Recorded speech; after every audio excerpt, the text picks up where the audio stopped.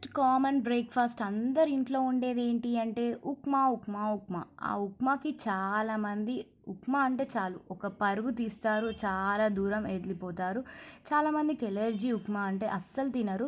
అలా అని చెప్పేసి నాకైతే అసలు ఎలర్జీ ఏం కాదు. ఓకే. సాటిస్ఫైడ్‌గా తింటాను. వేడిగా ఉంటే ఇష్టంగా తింటాను. అది కూడా ఉప్మాకి చట్నీ ఉందనుకో సాటిస్ఫైడ్‌గా తింటాను. అంత ఇష్టం నాకు.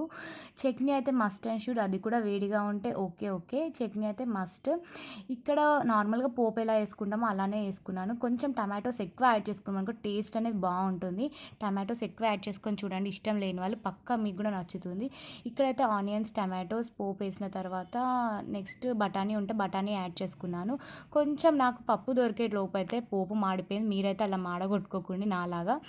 ఈ విధంగానైతే పోపేసుకున్నా. క్యారెట్ గూడా యేసుకుంటారు చాలామంది. క్యారెట్ యేసుకున్నట్లయితే కొంచెం స్వీట్‌నెస్ వస్తుంది. నాకైతే ఇష్టం లేదు క్యారెట్ యేసుకోవడం దీంట్లో.